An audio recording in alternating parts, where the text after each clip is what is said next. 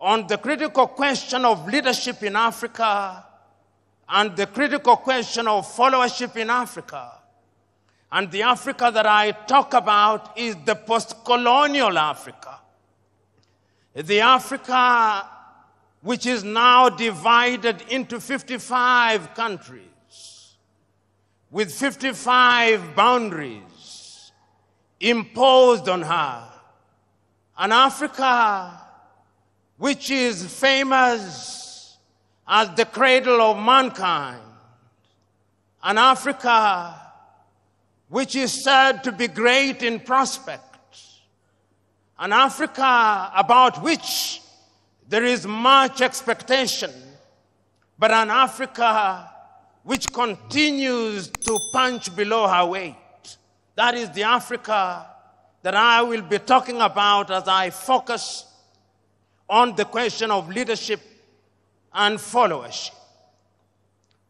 As I think about that Africa and her leadership and followership, and I think about her often, as all of us should, the words of a book that I read as a youngster come to mind. And any one of us who had the opportunity of reading the book A Tale of Two Cities will remember these words. It was the time, the best of times, and the worst of times.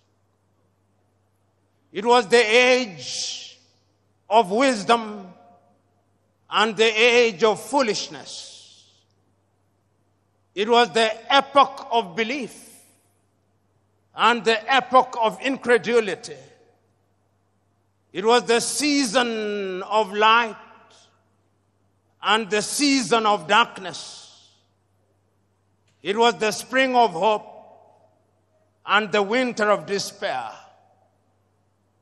Those words define the mother continent as we live in her today. Those who commentate about the continent never tire to say that this is a great continent. Those who care about this continent never tire to remember that this continent, divided as she is, has had many leaders.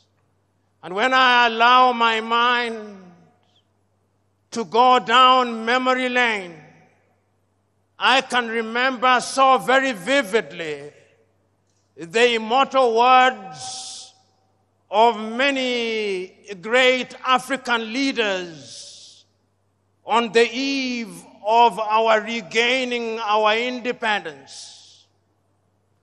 And many of us can see pictures of young Africans, whether in Nigeria or Ghana or Algeria or Kenya or Tanzania, celebrating when we regained our independence.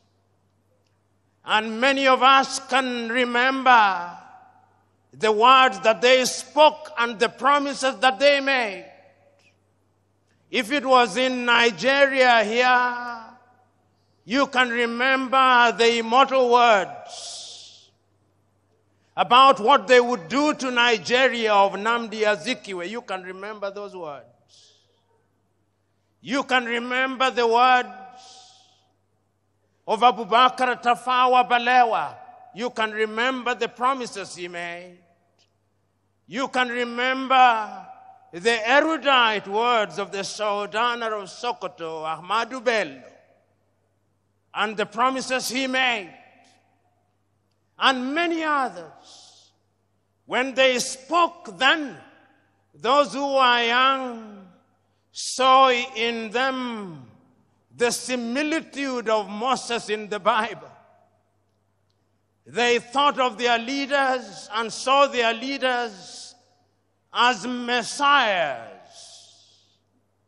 who would bedazzle latter-day pharaohs with miracles, who would liberate them from the Egypt of poverty and want, who would cause pillars of fire to stand between them and sorrow and want, who would part the Red Seas of tribalism and ethnicity, who in times of hunger would summon manna and quail from heaven.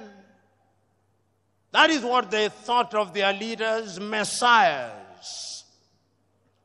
But today, permit me to say, in many African countries, they are saying, it was better while we waited. It was better while we waited. There is a sense in which throughout the continent of Africa, there has been disappointment with leaders at all levels. So that when on the eve of independence, we wanted to come home, now that we regained independence, we never tire to see images of our young men and women dying in the Sahara, dying in the Mediterranean Sea, being humiliated at the embassies of the erstwhile colonizers as they seek to leave our countries and the continent. It was better while we waited, they say. Which begs the question, what happened and what is happening? That we have so many individuals who occupy positions of leadership, and yet the biggest deficit is that of leadership in Africa. You know, in 1983, your own countryman, the late Chinua Achebe, wrote a little book which he could well have been writing about Africa, but he focused on Nigeria, the trouble with Nigeria. And Chinua, without mincing words, says the trouble with Nigeria is simply and squarely a problem of leadership. Whether you agree or disagree with Chinua, that is another debate. But he had his perspective. And he was asking a question that we continue to ask about the continent of Africa. Why is it that while on average 60 years after we regained independence, the 55 countries that constitute the continent of Africa, why is it that we cannot feed ourselves? Why is it that we have no faith in our institutions? We have no faith in our hospitals. Why is it that we have no faith in our education systems? Why is it that we have no faith in our abilities? Why is it? Where has the leadership been?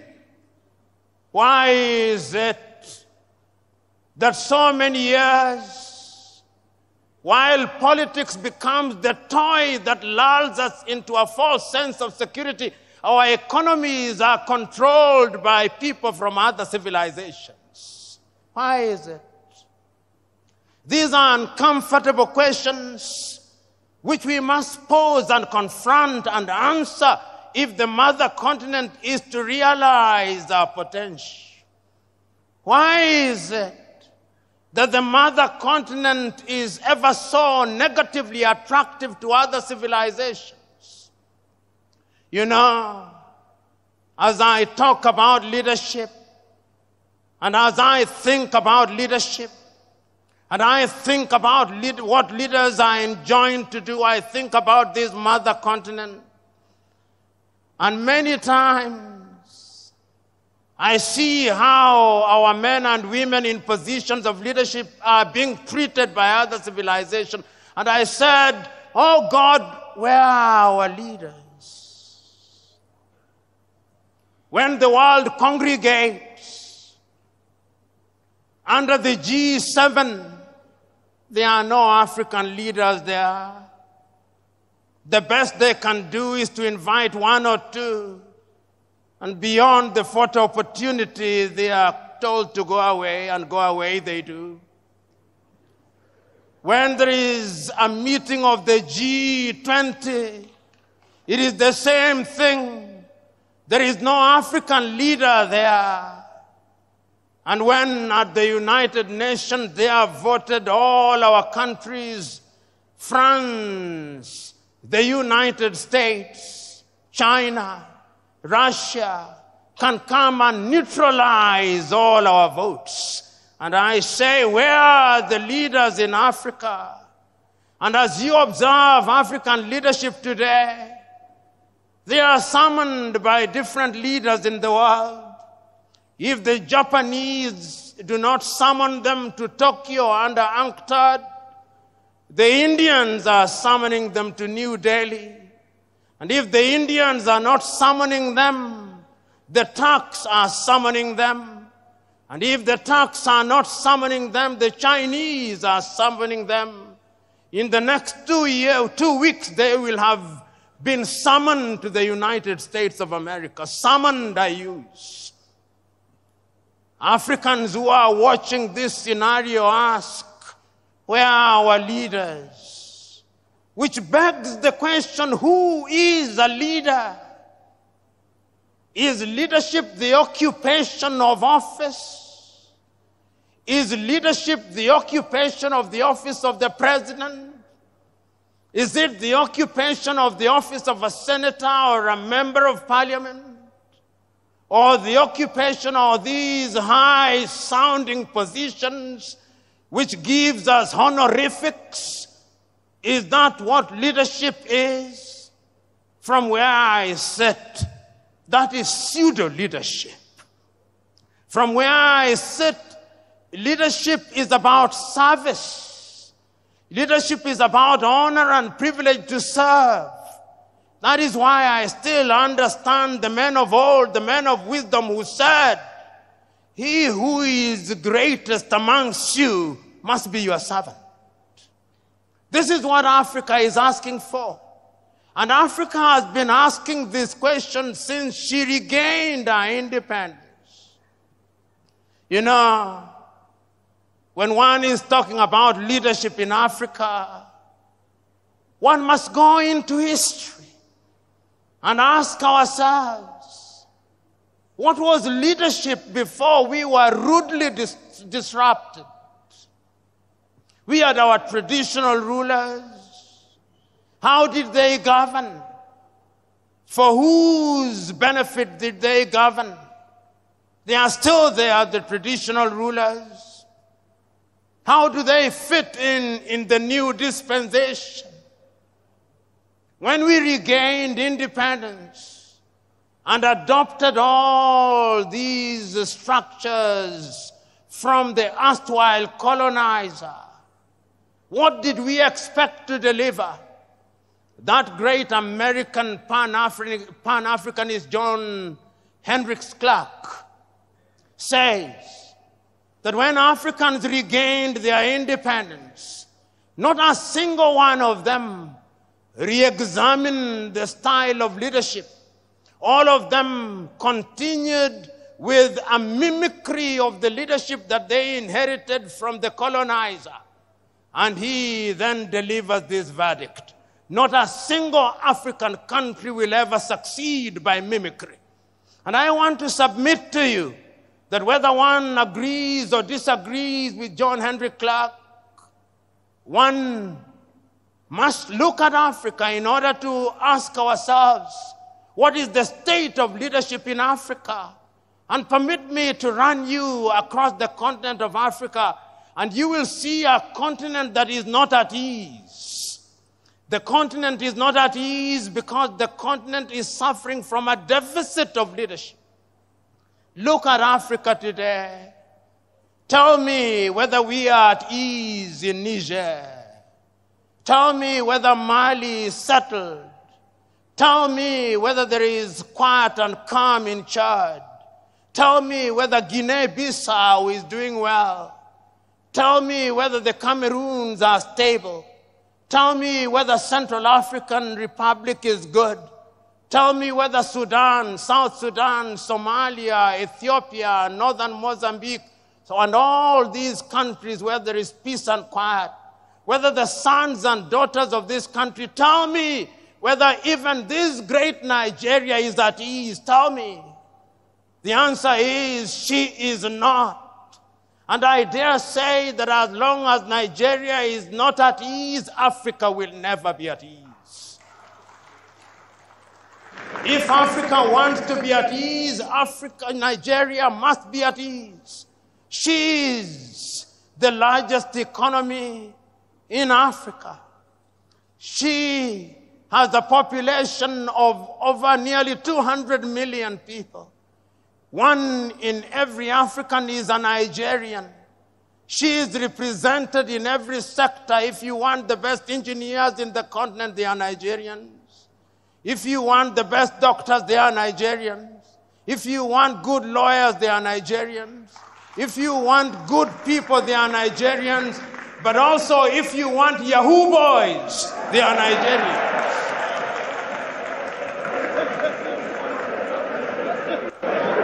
Nigeria is a great country. A friend of mine once told me that if you go to any part of the world and you do not find a Nigeria, leave that place, because there is nothing to do there. Nigerians are present everywhere in the world, everywhere in Africa, and Nigeria, I'm told, is a $500 billion economy. Never, ever be proud of that, Nigerians. This is an economy that should at least be a $4 trillion GDP economy. Whenever you reach that level, then I'll say Nigeria is doing the right thing. All the ingredients are there. The question is, why is it that she is not realizing our potential? When we talk about leadership, we must ask ourselves, why is it that despite the best intention of the best of us, we do not gain what we desire? You know,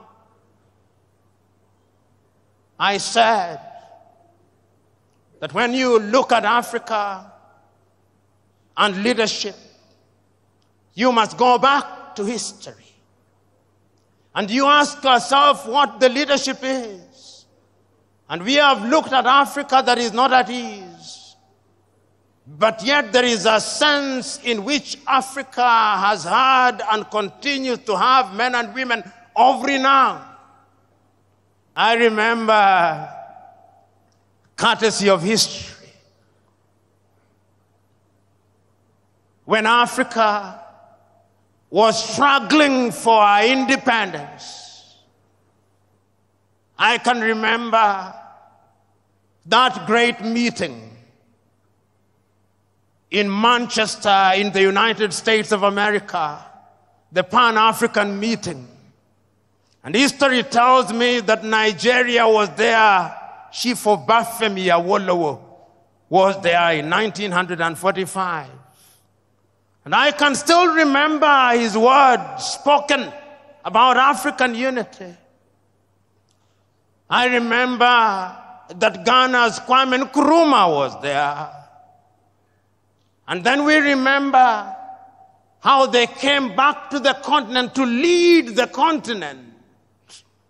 And I am still wondering how in those days, without the benefit of the internet, without the benefit of all means of communication that we now have today, that those men and women were able to govern and to galvanize the attention of the continent of Africa for the sake of Africa.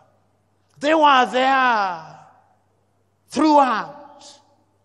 But even prior to that, I can still remember another great African talking about leading Africa out of our state, the great South African Pixley Kaisa Kaseme in 1906 in Columbia in the United States of America, say Africa must be regenerated. When all these things happened, there were leaders in Africa at that time, and their mandate was cut out for them. Their mandate was to ensure that we broke the colonial chains, and we did. I remember, and many of you here, courtesy of history, will remember many Africans at that time, and if I name them, you will agree with me that they were leaders. How many of you in this assembly will not remember Marcus Garvey and say that he was a leader? How many of you here will not remember Julius Nyerere and not say that he was a leader? How many of you will remember Kaunda, Amilcar Cabral, Samora Moises Machel, Agostino Neto, Namdi Azikiwe, Abubakar Tafawa Balewa, Gamal Abdel Nasser, and many others, and remember that they were leaders who did not want to occupy political space because of material aggrandizement. They denied themselves. I so very fondly remember that when Kenneth David Kaunda left office, it was said of him that the only amount of money he had in his account was the equivalent of $5,000. That is what your current politician eats for breakfast. I can remember when Julius Kambarage Nyerere left office after 24 years, the only amount of money that he had in his account was the equivalent of 8,000 United States dollars. That is what your current politician uses for a single visit to a gymnasium. They were leaders who were selfless. They understood that it was an honor and privilege. They sacrificed their lives.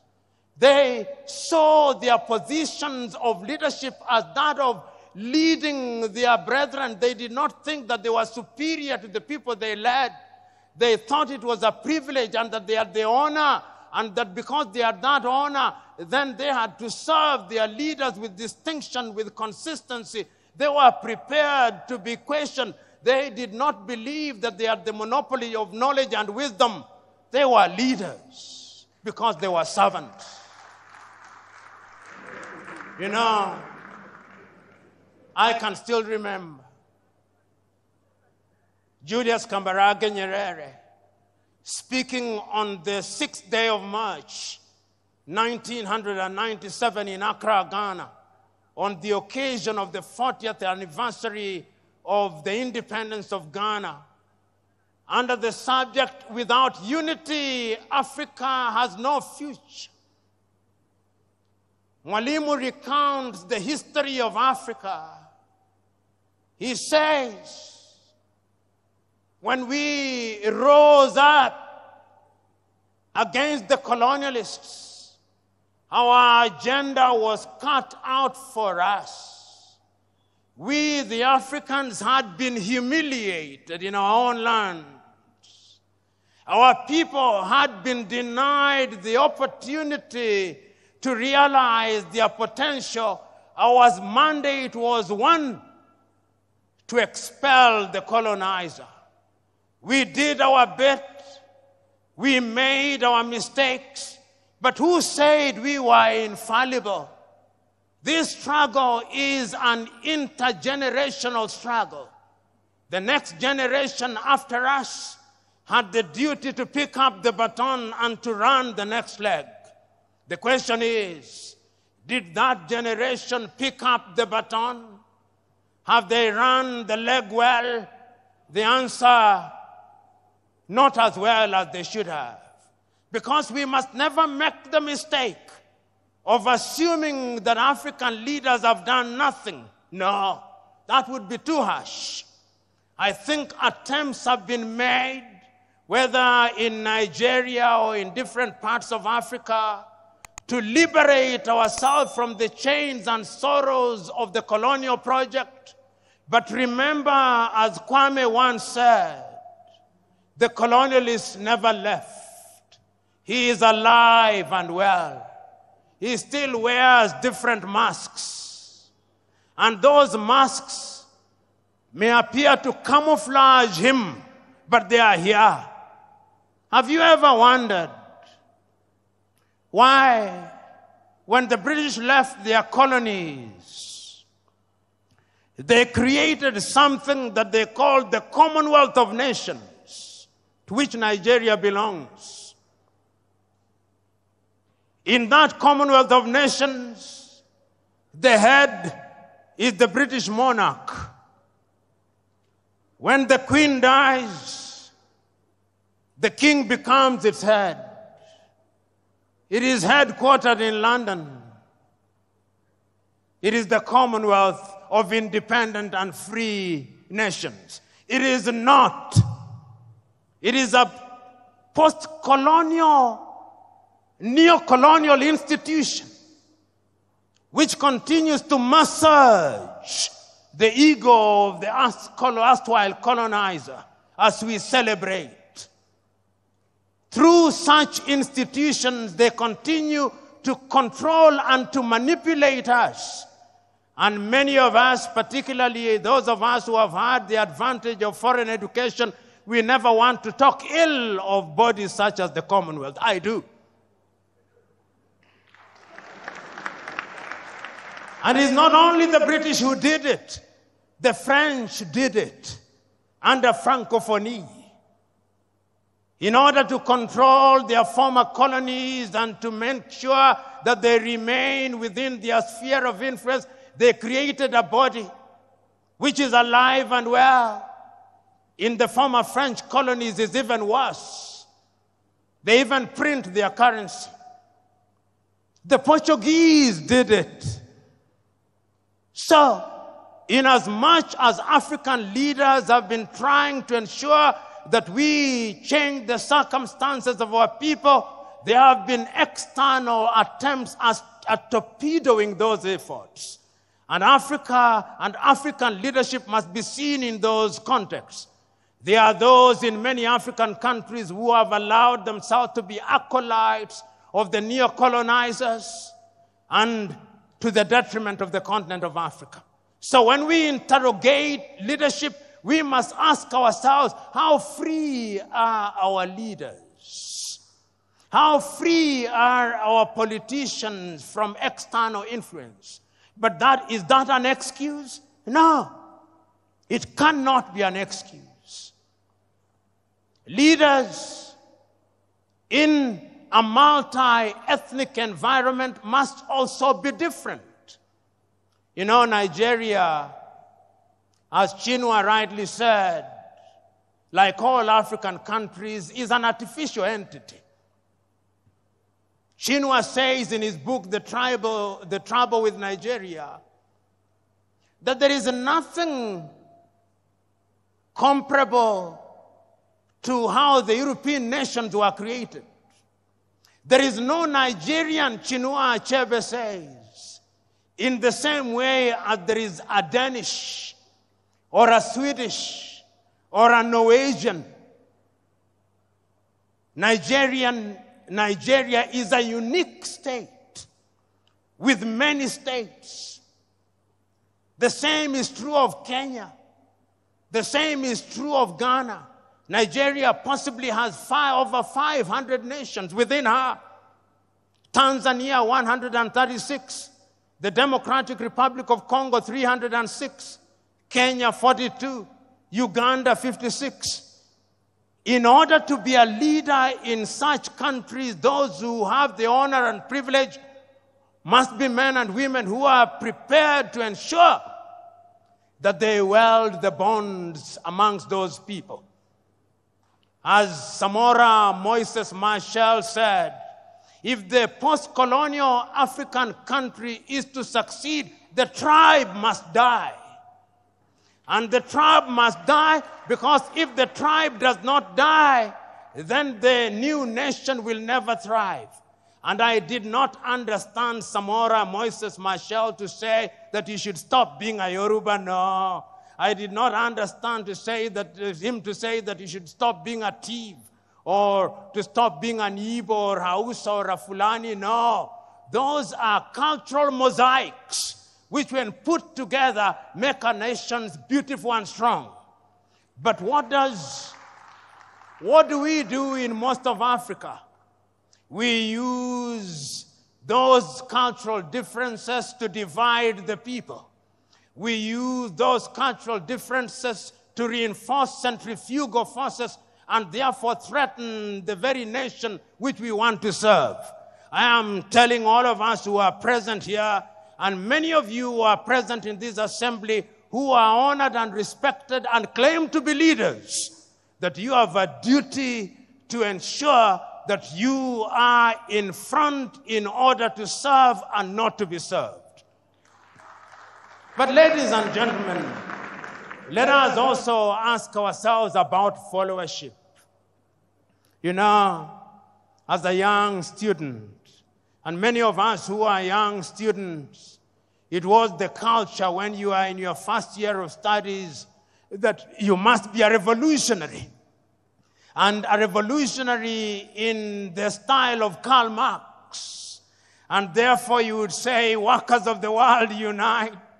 You have nothing to lose but your chains. All of us were revolutionaries. And we used to say then that the safety of the bourgeois demands that the proletariat be kept in the most profound ignorance. We were revolutionaries. Who is a leader? Is he a leader who allows meta-ignorance to reign supreme amongst the people he or she is leading? Is it the duty of a leader to ensure that he leads men and women who are enlightened? Men and women who can question what he or she is doing? I'm suggesting to us that true and sustainable leadership also requires that you have a followership that is enlightened.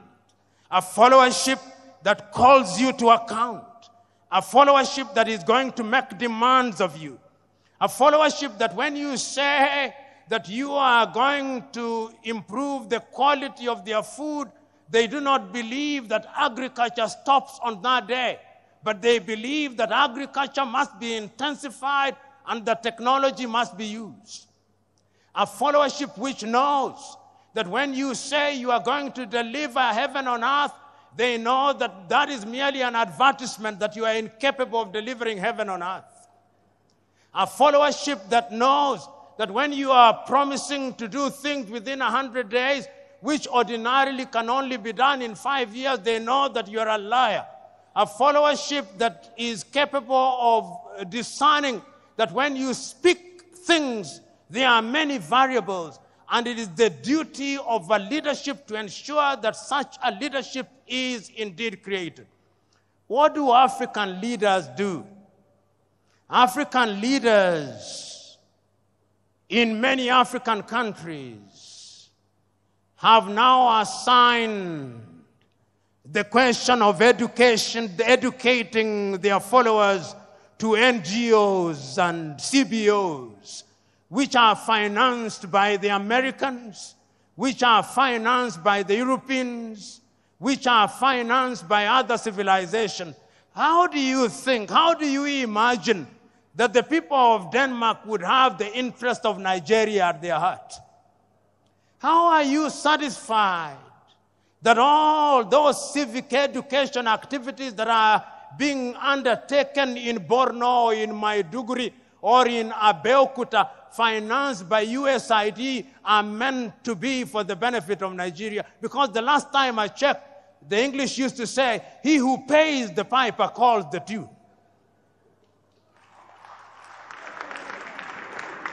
So today, when you look at most of Africa, we have a followership that is tuned from outside.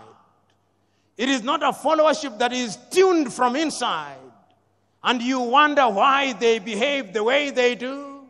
They behave the way they do because they are being tuned by other civilizations.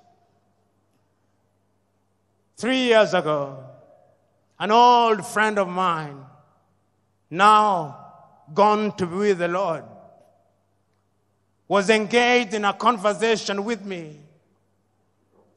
And I was complaining about the leadership, and he told me, I hear you, young man. You're always complaining about leadership in Africa and other parts, but have you ever wondered about the followership? Says you are complaining about the windmill, but do you ever bother about the wind? Is it not the case that the windmill follows the wind? I'm suggesting to you that Africa will never realize our potential as long as the critical mass of our people are immersed in sorrow and want. I am suggesting to you that Africa is not going to grow as long as you who are in positions of leadership have perfected the art of appealing to the stomachs rather than the minds of the men and women that you lead. I'm suggesting to you that Africa is not going to realize our potential as long as we continue to conduct the politics of money and money bags, not the politics of ideas. I'm suggesting to you that Africa is never going to realize our potential as long as we are dividing our people along ethnic lines. I'm suggesting to you that as long as you who are in positions of honor and privilege are in the business of dividing our people on the basis of religion, Africa is not going to realize our potential. I remember in 1982, I watched a movie about Mahatma Gandhi, and I remember that great man saying in one of the scenes in the movie that he remembers one day when somebody who was more enlightened than the other preachers came, and he said that on that day he saw that preacher reading from the Muslim Quran on to the Christian Bible, on to the Jewish Torah, on to the Hindu Gita, and on to incantation in African religion, as if it did not matter which book was being read as long as God was being worshipped. I look forward to the day when those of you who are in positions of leadership will be able to tell our people, wherever they are in Nigeria or Africa, that it is not for us to fight for God. If I have a God for whom I have to fight for, that is not a God. The God that I worship fights for me. And if we accept that that is the nature of God, that is omnipresent, omniscient, and He knows all, then we are going to unite our people. In other words, I'm saying that if we are going to have a followership that is going to change the continent of Africa, we have got to exorcise the ghost of ethnicity. We have got to exorcise the ghost of ignorance. We have got to exorcise the ghost of poverty. We have got to exorcise the ghost of narrow-mindedness. Fellow Africans, fellow Nigerians, it is still true that everything fails and falls on leadership. It is true that we men and women are in unique positions. Abu Bakr, Olusala, Saraki was present on this earth. Like all of us, he had his coming and his going. Today we are gathered here to remember him because, as South Sudan's John Garang Dimabior once said, as you walk the journey of life, there are two baskets that you fill by your words and deeds, whether wittingly or unwittingly. The basket of good deeds and the basket of bad deeds. And that at the end of it all, when we weigh those baskets, let it be said of you that the basket of good deeds outweighs the basket of bad deeds. It would appear to me that the late Dr. Saraki's basket of good deeds far outweighs his basket of bad deeds. And that is why we can say, without flinching and without equivocation, that he was a colossus. That is why you call him fondly by the moniker Oloye. That is why you are gathered here on a Monday morning to pay homage to him. Now I can see Saraki upstairs through imagination. I can see him asking us, who we are present here today, oh dear Nigerians, it is 10 years since I left you. Where are the leaders? I can see Saraki asking the president of this country, how have you served, Mr. President? I can hear him ask the vice president, how have you served? I can hear him asking the senators, how have you served? I can hear him asking the members of the House of Assembly, how have you served? I can hear him asking the governors, how have you served? As to how they have served, that is not for me to say. It is for them to say. But I can also hear the great Saraki asking the Nigerians, how have you been served? Have they given you food? I can hear him ask. Have they given you fuel? I hear him ask. Have they given you electricity? I hear him ask. As to whether they have been well served, it is not for me to say, it is for them to say. In other words, the great Saraki is asking both leaders and the led, have you demanded and have you served? And the leadership that I hear him, the great Saraki, asking of us is a leadership where we are united. Not the unity of the graveyard, whose lingua franca is silence. No. It is the unity of those who are seeking to do good. Those who are seeking to do good, those who ask with the firmness that will open the eyes of the leader without inflaming their anger. I can hear it being said. You know, as I conclude, I remember this story, a story that must be known to you. It's a story about leadership, which must be contradistinguished from human leadership. It's the story of a shepherd, or the story of a poultry farmer. But I'll start with the story of a shepherd. Many of us from the north are famed for cattle keeping. And when you are driving the cattle through different grazing grounds, the cattle believe that you love them so much because you protect them from the elements, because you protect them from other wild animals. But if the cattle were to know that you are the one who would end up eating them, they would treat you very differently. Invariably, they do not know. And therefore, you will continue controlling them the way you do, and you will continue eating them the way you do. But it's a totally different case when you are leading human beings. They are not like cattle. You may lead them in a particular direction. You may think that you have lulled them into a false sense of security. You may think that you have deadened their minds. But always remember that one day if you don't do that which is good and right for your fellow men, there is a day of reckoning.